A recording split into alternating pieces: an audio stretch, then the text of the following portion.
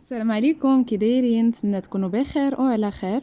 وانتم كتشاهدوا لا فيديو ديال اليوم. رجعت لكم فيديو جديد واقتراح جديد. اليوم ان شاء الله غادي نشارك معكم الكيك اليومي. بالنسبه للكيك عادي بلا كريمه بلا حتى شي حاجه، كيك اللي كيجي زوين هكا في الكوتي ولا في الفطور الوليدات، كيجي زوين بزاف. درتو يعني بالنص بالشوكولا والنص عادي بالمذاق ديال الفاني، باش كان يعني كيرضيو جميع الاذواق. نتمنى ان الفيديو ديال اليوم ينال الاعجاب ديالكم. بالنسبه ان شاء الله غادي ندوزو المكونات وطريقه التحضير. بالنسبه للمكونات فهم اقتصاديين وساهلين. غادي نحتاجو 3 الحبات ديال البيض بدرجه حراره المطبخ، قبصه ديال الملحه، ساشي ديال الفاني، وكاس لارب ديال السكر سنيده، يعني ما كنديرش السكر كاس كامل، كاس لارب ديال السكر سنيده، وقبصه الملحه ضروري في اي حلوه، قبصه ديال الملحه. بالنسبه للبيض يكون بدرجه حراره المطبخ كيف ما قلت لكم، لانه الا كان البيض بارد ما كيساعدش انه الكيكه تطلع في الفران، يعني وبذلك ملي كتخرجوا الكيكه من الفران شحال من سيده كيهبط ليها الكيك، يعني كيهبط ما كيبقاش في داك الحجم ديالو كيف ما كان في الفران. الا كنتو مثلا مزروبين به غتقدروا تدفيو شويه ديال الماء وغتحطوا داك البيض، يعني هكا غير تحسوا بديك القشره ديالو البرانيه بدات كتدفى صافي، وكتحيدوه مباشره كتصايبوا به اي نوع د الحلويات اللي نتوما بغيتو. صافي من بعد ما طربت السنيده مع البيض وقبصه الملحه وساشي الفاني، كنزيد كاس لارب ديال الزيت النباتيه، قد السكر قد الزيت. كاس لارب فيهم جوج بهم. وهنا مباشره كنضيف يعني كاس ديال الياغورت او لا ياغورت الوزن 100 غرام. انا درت هنايا ديال الفاني، تقدروا تستعملوا اي نكهه بغيتو. بالنسبه لهاد المقادير فممكن انكم تخلطوهم غير في مولينكس ولا بالطراب اليدوي. انا هنا كنستعمل هذا الطراب هذا يعني كيجيني ساهل في الخدمه. صافي هنايا ضفت الكاس الاول ديال الدقيق. انا كنضيف معكم كاس يعني بالكاس ديال العنبه، الكاس اللي عبرتو به السنيده وعبرتو به الزيت كنعبر معكم الطحين باش توليو عارفين الكميه ديال الطحين. الكاس الاول انا قسمته على 3 المرات، كنضيف شويه بشويه، وضفت معاهم الخماره الاولى من وزن 8 غرام، وغادي نزيد من بعد نضيف نعمر الكاس الثاني ديال الدقيق. دائما الدقيق يكون بنوعيه زوينه باش كتبغيو انه الكيك يجيكم هشيش ويجيكم خفيف، فاكيد الطحين خاصو يكون نوعيه زوينه، ما يكونش شي نوعيه اللي كيكون رخيصه واللون ديالو ما كيكونش ابيض، كيكون غامق شويه، هذاك راه ما كيجيش في الكيكه زوين. صافي زدت هنايا نص كاس يعني بحال نقولوا كاس ونص، وزدت نص كاس ثاني يعني الكماله ديال 2 كيسان، وزدت الخماره الثانيه. المهم هانتوما شفتوا 2 كيسان ديال الطحين فانا ضفتهم كاملين، يعني كيسان كانوا عامرين ديال الدقيق، والدقيق اكيد يكون مغربل. صافي 2 خمارات من وزن 16 غرام فيهم بجوج بهم.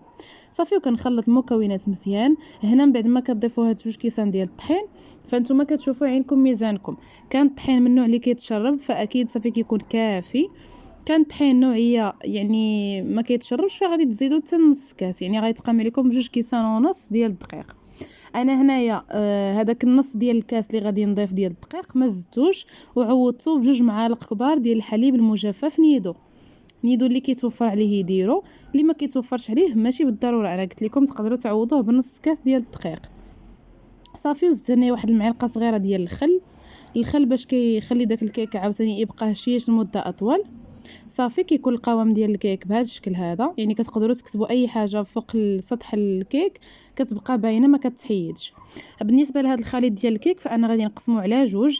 النص غادي ندير فيه الكاكاو المر يعني باش يجي بالمذاق ديال الشوكولا، والنص غادي نخليه بالمذاق ديال الفاني، لانه في الدار كاين اللي كيبغي الكيك عادي وكاين اللي كيبغي الكيك بالشكلاط. داكشي باش من الاحسن يعني الانسان ما يديرش جوج ديال الكيك، يدير غير واحد هكا باش كيرضي جميع الاذواق كيف ما قلت في الاول ديال الفيديو. غادي نضيف هنايا المعلقه الاولى ديال الكاكاو.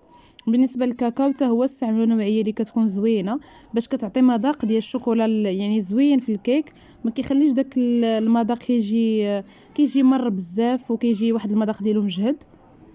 غتستعملوا الكاكاو اللي كيكون النوعيه ديالو زوينه وكيكون اللون ديالو فاتح، ما كيكونش اللون ديالو غامق غادي للكحوليه، يعني كتستعملوا اللون اللي كيكون بحال القهوي مغلوق. صافي هانتوما شفتوا القوام ديال الكيك هو هذا. المول ديجا دهنته بالزبده ورشيته بالدقيق، تقدروا دهنوه بالزيت والدقيق، والا كان المول ما كيلصقش راه ما دهنوه بحتى شي حاجه. صافي كنخوي النص ديال الخليط من هنا والنص من هنايا، صافي بهذا الشكل هذا. وفي هذا الاثناء يعني بعد ما كنخوي هذا الخليط في المول فانا كنشعل الفران الفران انا طيبته في الفران ديال الضو. الناس اللي عندهم فران ديال الغاز راه عارفين طياب الكيكه عاديه. اهم حاجه انكم تدفيو الفران في الاول غير شويه ماشي بزاف، غير يدفى صافي. كندخلوا المول يطيب على النار اللي متوسطه، ماشي مجهده وماشي قليله بزاف. كيستغرق تقريبا واحد 30 حتى ل 35 دقيقه، الا كثر 40 دقيقه كيكون واجد الكيك. انا هنا دخلته الفران ديال الضو كيف ما قلت لكم، شاعل من التحت فقط على 175 درجه. صافي غير كيبان ليا الكيك بدا كيتنفخ وكيطيب، كيدوز تقريبا 30 دقيقه في الفران حتى ل 35، راه ما كنحلش عليه نهائيا، غير مزاجه. كيبان ليا يعني بدا كيتنفخ وكيتشقق وبدا كيطيب.